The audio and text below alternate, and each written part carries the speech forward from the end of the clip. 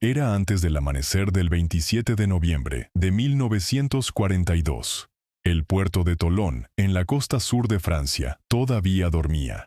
Entonces arrancaron los motores. Motores de la Marina francesa, bajo cubierta, en las bodegas de barcos que todavía izaban el tricolor. 77 buques de guerra, las válvulas del mar abriéndose, las líneas de combustible cortadas, cargas de demolición colocadas en la línea de flotación por marineros franceses, siguiendo órdenes de oficiales franceses. El agua comenzó a subir en las salas de máquinas. Los barcos empezaron a escorar. Humo se elevaba en espirales desde las superestructuras.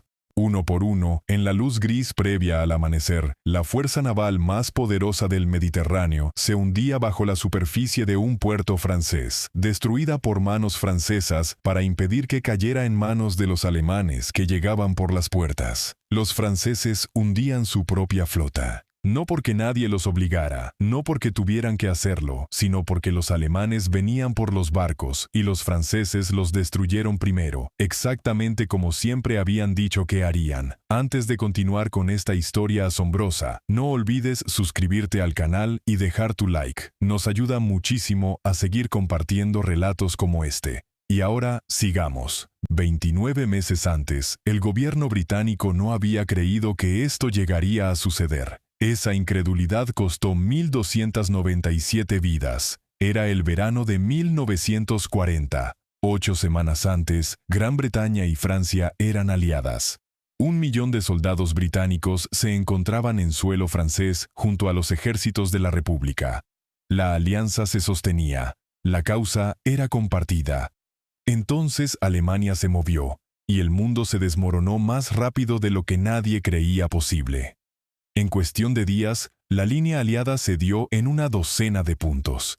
En cuestión de semanas, el ejército británico había sido empujado hasta el mar en Dunkerque. 338.000 hombres evacuados a través del canal. Sí, pero sin sus tanques, sus cañones, su artillería, sus vehículos. Casi todo lo que habían llevado a Francia quedó en las playas o se perdió en la retirada. Los franceses siguieron combatiendo solos. Durante 3 semanas más, se replegaron y sangraron, comprando un tiempo que ya no podía comprarse.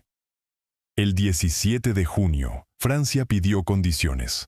El armisticio se firmó 5 días después, en un vagón de tren en el bosque de Compiègne, el mismo vagón en que Alemania se había rendido en 1918. Hitler hizo sacar aquel vagón de un museo. Él mismo rompió el sello de la puerta. Se sentó en la silla donde se había sentado Foch.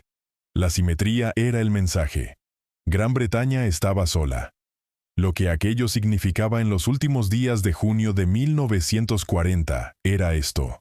Una isla, sin ejército continental, sin ningún aliado al alcance. El ejército que quedaba apenas contaba con fusiles. No habría un segundo frente, ningún rescate. Solo habría lo que Gran Bretaña pudiera sostener. Y lo que Gran Bretaña pudiera sostener dependía enteramente de una sola cosa: el mar.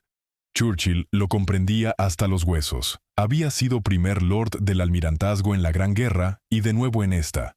Sabía que la Marina Real no era simplemente una fuerza de combate. Era el mecanismo mediante el cual Gran Bretaña importaba alimentos, recibía armas americanas, se comunicaba con su imperio e impedía que la Wehrmacht cargara sus divisiones blindadas en transportes y navegara hacia Kent. Perder el dominio del mar volvía irrelevante todo lo demás.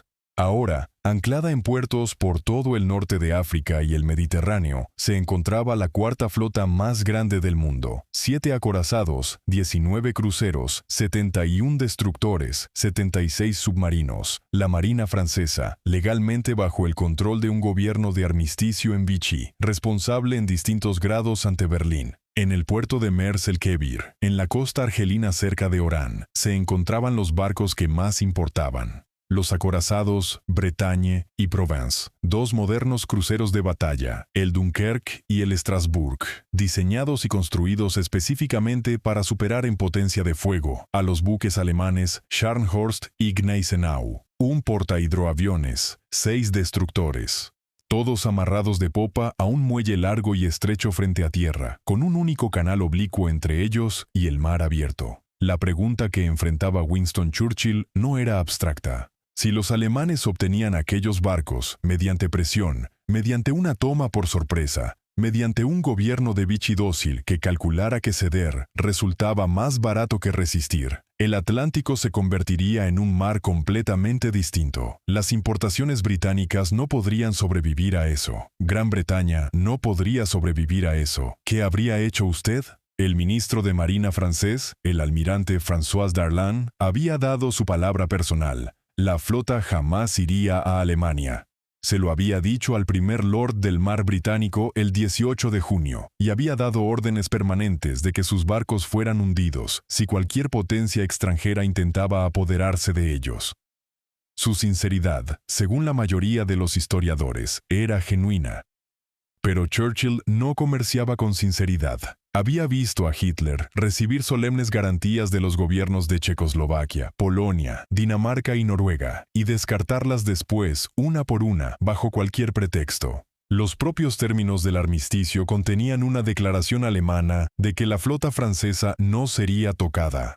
Un artículo, una promesa. En el verano de 1940, las promesas alemanas tenían un historial visible. Un detalle se encontraba en el centro de todo esto, notado por casi nadie que necesitara notarlo. Darlan le había dado a Gensoul, su comandante en Mers-el-Kebir, órdenes permanentes. Si una potencia extranjera amenazaba con apoderarse de sus barcos, debía navegarlos hacia Estados Unidos. Ya estaba escrito, ya formaba parte de las instrucciones de Gensoul. Los británicos, cuando redactaron su ultimátum, le ofrecerían casi exactamente esa misma opción. Gensoul la rechazaría. Las razones de ese rechazo costarían la vida de 1.297 hombres. La operación que Churchill autorizó se llamó Catapult. Su alcance era global.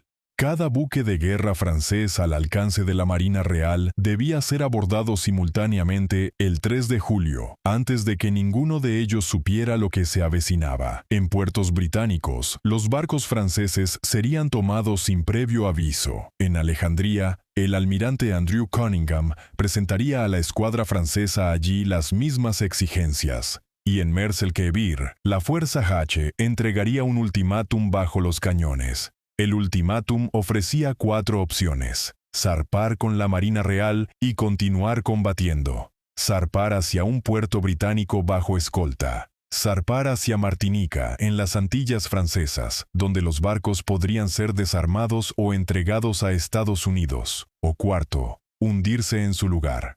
4 salidas de la misma habitación, cualquiera de ellas serviría. Ninguna exigía que los marineros franceses abandonaran su lealtad, su honor o su país. Solo exigían que los barcos quedaran fuera del alcance alemán.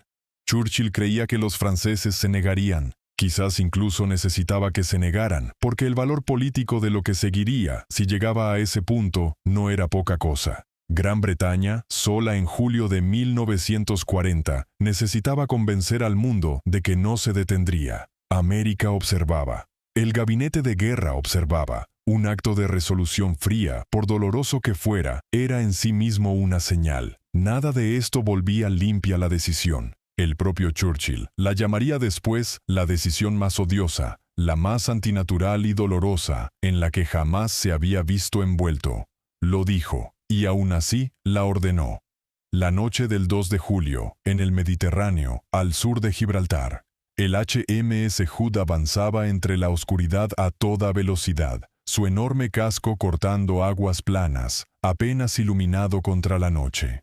Fuerza H, el Hood, los acorazados Valiant y Resolution, el portaaviones Ark Royal, 2 cruceros, 11 destructores. El buque de guerra más grande del mundo, encabezando una fuerza construida para la guerra, avanzando hacia hombres que 6 semanas antes habían estado en el mismo bando. El vicealmirante Sir James Somerville, de pie en el puente del Hood, leyó el mensaje del almirante Pound en Londres. Una señal personal, de almirante a almirante, marcada como tal, no una orden en el sentido formal, pero con todo el peso de una. Avanzar hacia Mers-el-Kebir. Presentar el ultimátum. Dar a los franceses toda oportunidad de cumplir y si no lo hacían, antes del anochecer, hundirlos. Somerville tenía 57 años. Había sido dado de baja médica de la Marina Real el año anterior, con un supuesto diagnóstico de tuberculosis que resultaría infundado, y había sido llamado de vuelta al servicio apenas un mes antes, para ayudar a coordinar la evacuación de Dunkerque. Este era su primer mando operativo significativo desde su regreso. Había pasado toda su vida en la Marina Real. Conocía a oficiales franceses, tenía amigos en la Marina Nacional Francesa. Era querido por los hombres bajo su mando, y había argumentado en contra de aquella misión antes de zarpar de Gibraltar, ante cualquiera con la autoridad para revocar la orden. Había sido desautorizado. Ahora estaba de pie en el puente del buque de guerra más grande del mundo, viendo el Mediterráneo deslizarse en la oscuridad. Estaba muy quieto. Bajo él, en las torretas delanteras del Hood, los cañones de 15 pulgadas estaban orientados hacia proa y popa, todavía no elevados hacia ningún blanco. El 3 de julio, antes de la primera luz, a las 4:45, el HMS Foxhound se detuvo frente a la entrada del puerto de Mers el-Kebir. El capitán Cedric Holland, apodado Hookie, capitán del Ark Royal, hablante fluido de francés, asignado a esta tarea porque había pasado 3 años en París como agregado naval y todavía contaba a oficiales de la Marina Nacional entre sus amigos, se trasladó a una lancha del propio buque para el paso final hasta la boya de amarre. No se le permitió cruzar. El vicealmirante Gensoul no lo recibiría. No era despecho. En el código bajo el cual ambos hombres habían pasado sus carreras, un oficial de bandera no negociaba con un capitán. El rango no era una formalidad en la Marina Nacional, era la arquitectura de la autoridad, la condición bajo la cual las órdenes portaban todo su peso. Recibir un ultimátum extranjero de manos de un oficial subalterno era consentir la propia disminución. Gensoul envió a su ayudante de bandera, el teniente Bernard Dufay, un hombre que Holland conocía personalmente de París, a recibir lo que Holland traía. Holland entregó el ultimátum escrito, las 4 opciones, el texto completo.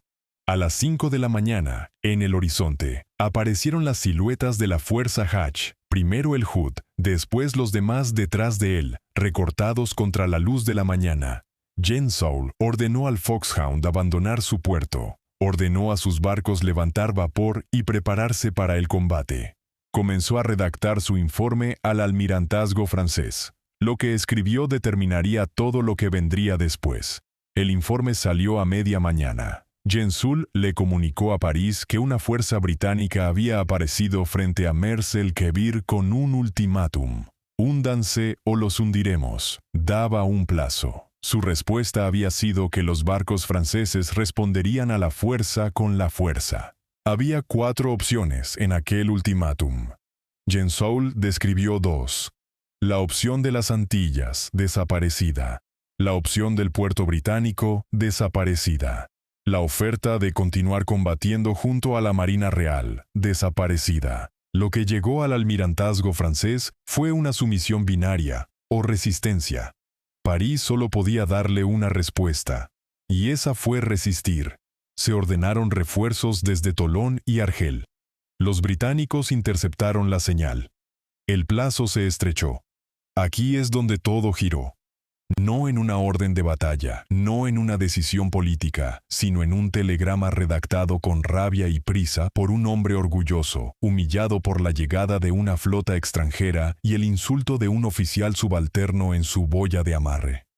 No mentía, no calculaba, estaba furioso.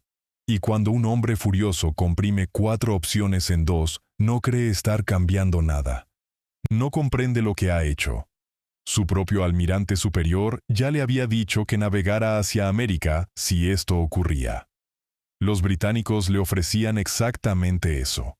Sus instrucciones y los términos del enemigo coincidían en ese único punto, y el telegrama lo hizo desaparecer. La puerta se cerró, en silencio, sin ceremonia. A la 1 de la tarde, aviones Swordfish del Ark Royal minaron la entrada del puerto. La indignación de Gensoul se agudizó. Los británicos, le dijo a su Estado Mayor, habían actuado de mala fe. La tensión en el puerto ya era algo físico. Sus barcos en posición de combate. Sus cañones orientados lo mejor que podían en aquel fondeadero abarrotado. La mañana endureciéndose hacia la tarde. Y entonces, a las 3:30, sin previo aviso, Gensul le hizo una señal a Somerville.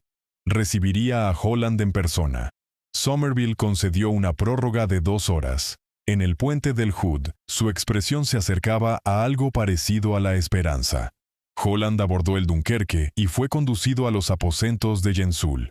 Los dos hombres se sentaron uno frente al otro en el calor de la tarde. Holland con su uniforme blanco de verano, Gensul con el azul oscuro de un vicealmirante francés, y hablaron durante más de 1 hora. Holland explicó la posición británica con cuidado. Dijo que su gobierno no dudaba de la palabra de Darlan, pero que Alemania podía moverse más rápido de lo que cualquier promesa podía viajar. Volvió a exponer las opciones. Defendió la opción de las Antillas. Argumentaba como si todavía pudiera alcanzar algo. Gensul escuchó. Después le dijo a Holland en privado lo que no pondría en ninguna señal. Aquello jamás sucedería. Si los alemanes venían por sus barcos, los combatiría. Si había tiempo, navegaría hacia las Antillas o hacia Estados Unidos antes que ceder. Le dio a Holland su palabra, de oficial naval a oficial naval. Holland dejó el Dunkerque creyendo que había ganado. No había ganado. Porque lo que Holland no sabía, lo que Somerville no le había dicho, porque Londres no se lo había dicho a Somerville, era que los británicos ya habían interceptado la señal del almirantazgo francés enviada en respuesta al telegrama truncado de Gensul. Londres sabía lo que Gensul había reportado. Londres sabía que sus superiores habían ordenado resistir, cualquiera que fuera la promesa privada que Gensul había hecho en aquel camarote, cualquiera que fuera la intención genuina que había expresado en voz alta. La arquitectura de señales de aquel día ya había cerrado el desenlace de antemano. Holland argumentaba con esperanza real por algo que los responsables de la decisión en Londres ya habían descartado, y nadie se lo decía. A las 5:15 llegó la señal final desde el almirantazgo. Los barcos franceses deben cumplir nuestros términos, o hundirse ellos mismos, o ser hundidos por ustedes antes del anochecer. Somerville le hizo una señal al Dunkerque.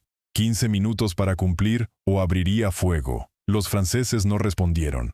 A las 5:54, James Somerville transmitió la palabra clave: Anvil. Los cañones de 15 pulgadas del Hood, el Valiant y el Resolution se orientaron y se asentaron sobre los blancos, al otro lado del agua plana. Los cañones dispararon. El bombardeo duró 10 minutos. La tercera andanada británica alcanzó el pañol de municiones del Bretagne. La explosión que siguió fue visible a kilómetros de distancia. Una columna de fuego que se elevó, se expandió, y cuando se asentó, no dejó nada. El Bretagne había desaparecido. 977 hombres en el puerto. Petróleo en llamas se extendía sobre la superficie del agua. El Dunkerque recibió impactos y escoró hacia el muelle. 200 muertos, sus cañones silenciados. El Provence encalló. El destructor Mogador perdió la popa. Los franceses devolvieron el fuego lo mejor que pudieron, sus cañones apuntando hacia el cielo abierto o hacia el muelle detrás de ellos, con los barcos vecinos bloqueando cualquier línea de tiro limpia. Sus andanadas caían cortas, y entonces, entre el humo y los escombros, algo se movió. El Strasbourg, el más rápido de los 2 cruceros de batalla, uno de los 2 barcos que los británicos más necesitaban destruir, soltó sus amarras y comenzó a moverse. Su capitán navegó el canal minado bajo la cobertura del humo ardiente del Bretagne, la boya, las redes antisubmarinas, el paso oblicuo. Alcanzó mar abierto, rumbo noreste, 28 nudos, 5 destructores flanqueándolo. El Hood viró en su persecución. Los Swordfish del Ark Royal fueron tras el Strasbourg en el crepúsculo creciente, atacando a 6 metros sobre el mar, reclamando impactos que no se sostuvieron. Al caer la noche, el Strasbourg ya estaba fuera de alcance. Había corrido demasiado tiempo. El Hood abandonó la persecución. En el puerto de Mers el Kebir, más de 1,250 hombres habían muerto. Esa noche, Somerville le escribió a su esposa. Dijo que se sentía terriblemente furioso por haber sido llamado a hacer un trabajo tan miserable. Todos se sentían sucios y avergonzados de que su primera vez en combate hubiera sido un asunto como aquel. Con la primera luz del 4 de julio, los remolcadores se movieron entre los restos. Hombres usaban garfios y redes de carga para trabajar el campo de escombros. Una mano cercenada con un reloj todavía en marcha. Una cabeza decapitada. Restos que no podían identificarse por ningún otro medio, recogidos en cubos y cubiertos con lona. Los identificados eran colocados en capillas ardientes improvisadas. Los que no podían identificarse eran envueltos en lona de vela y llevados al cementerio de Mers el-Kebir, donde se abrían largas zanjas en la tierra dura con picos y palas prestados por un pueblo que había observado el bombardeo desde sus terrazas la tarde anterior. Sobre cada tumba, una cruz de madera tosca, una sola palabra, inconnu desconocido. El vicealmirante Gensoul se paró frente a las hileras de cruces y les habló a sus hombres. Habían prometido obedecer a sus superiores, dijo, en cualquier cosa que les ordenaran hacer por el honor de la bandera y la grandeza de las armas de Francia. No tenía otras palabras. Esa misma tarde del 3 de julio, en las mismas horas en que Holland abordaba el Dunkerque, en las mismas horas en que Gensoul rechazaba los términos británicos, otro almirante francés se sentaba frente a otro almirante británico, en otro puerto, 1500 kilómetros al este, Alejandría. El almirante René-Émile Godefroy comandaba allí la escuadra francesa, el acorazado Lorraine, 4 cruceros, la bandera de la Marina Nacional ondeando sobre todos ellos. Había recibido el mismo ultimátum que Gensoul.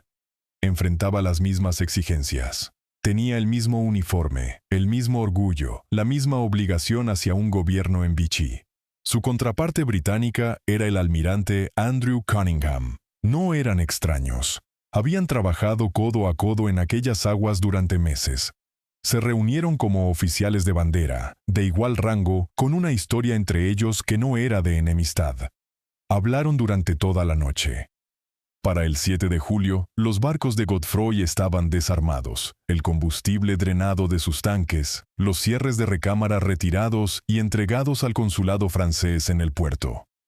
11 barcos neutralizados voluntariamente, fuera del alcance alemán, 0 muertos. El mismo ultimátum. Las mismas exigencias, los mismos buques de guerra. En Londres, el 4 de julio, Churchill se dirigió al Parlamento. Ambos lados de la Cámara lo ovacionaron. En Washington, Roosevelt le dijo al embajador francés que él habría hecho lo mismo. El acuerdo de préstamo y arriendo comenzó a tomar forma. Le siguió el intercambio de destructores por bases. El cálculo de Churchill, construido sobre la premisa de que Gran Bretaña necesitaba demostrar resolución ante un mundo incierto, produjo las consecuencias que había buscado. La lógica política no era irracional. La suposición sobre la que descansaba, que no se podía confiar en que los franceses mantuvieran la flota lejos de Alemania, no era irrazonable en el verano de 1940. Resultó estar equivocada. Darlan, en cuya palabra Churchill no confió, quien había prometido que la flota jamás iría a Alemania, se convirtió en el segundo al mando de la Francia de Vichy. Colaboró con el régimen al que Churchill temía que sirviera. Desertó hacia los aliados en noviembre de 1942, durante la invasión aliada del norte de África. 6 semanas después, en la víspera de Navidad, fue asesinado a tiros en su oficina de Argel por un joven monárquico francés. Somerville fue llamado ante una junta de investigación, no por haber llevado a cabo el ataque, sino por haber dejado escapar al Strasbourg. El hombre que había argumentado contra la misión desde el principio, que se había angustiado por ella, que se había descrito en cartas privadas como sucio y avergonzado, fue escudriñado por la institución a la que había servido toda su vida por falta de crueldad suficiente. La investigación no encontró ninguna falta, conservó su mando. El 27 de noviembre de 1942. El Strasbourg se encontraba en el puerto de Tolón, el mismo barco que había navegado el canal minado, con 977 hombres ardiendo tras él, el que había llegado a Tolón a las 9 de la noche del 4 de julio de 1940, entre una recepción de héroe, el que había permanecido fuera del alcance británico durante 2 años completos. Su tripulación abría las válvulas del mar. Las cargas de demolición estaban colocadas. El agua subía en sus salas de máquinas. Los alemanes habían venido por los barcos. Los franceses los destruían. Los 77 buques de guerra, hundidos por manos francesas, por órdenes francesas, para impedir su captura alemana, exactamente como Darlan había prometido, exactamente como Gensoul le había dicho a Holland en la privacidad de sus aposentos, a bordo del Dunkerque, en la tarde del 3 de julio de 1940. Hicieron lo que dijeron que harían. Queda un barco más por contar. El HMS Hood, 42.100 toneladas, 262 metros de acero gris, el buque de guerra más grande del mundo, el más famoso de toda la Marina Real, el barco desde cuyo puente James Somerville transmitió la palabra Anvil, el barco usado para destruir la flota de Francia y así impedir que Alemania la obtuviera. El 24 de mayo de 1941, 10 meses después de Mers el Kebir, el Hood se encontró con el acorazado alemán Bismarck en el estrecho de Dinamarca. Un proyectil del Bismarck penetró el pañol de municiones trasero del Hood. La explosión fue visible a 30 kilómetros. El Hood se hundió en 3 minutos. De sus 1.418 tripulantes, 3 sobrevivieron. El barco enviado a destruir la flota de Francia para que Alemania no pudiera tenerla fue destruido por Alemania. El puerto de Mers el Kebir sigue hoy donde siempre estuvo. El Bretagne yace donde ha estado siempre. No se ha movido. Su casco permanece intacto. Sus 977 tripulantes siguen dentro de él. Llevan allí 85 años. El cementerio de Mers el Kebir todavía se mantiene en pie. Muchas de las tumbas todavía conservan las cruces de madera colocadas allí en julio de 1940. Cada una lleva la misma palabra que llevaba la mañana después de que los cañones se silenciaran: Inconnu. Los franceses hundieron su flota en Toulon en noviembre de 1942. Hicieron lo que siempre habían dicho que harían. James Somerville murió en 1949. Jamás dejó de lamentar Mers el Kebir. Si esta historia te impactó, ayúdanos a seguir contándolas suscribiéndote al canal ahora mismo. Dale like al video si llegaste hasta aquí y activa la campanita de notificaciones para no perderte ninguna de nuestras próximas historias de la Segunda Guerra Mundial. Cada suscripción, cada like y cada notificación activada nos ayudan muchísimo a seguir creciendo y a seguir trayendo relatos como este directamente desde el frente. Nos vemos en el próximo video, aquí en Historias del Frente Mundial.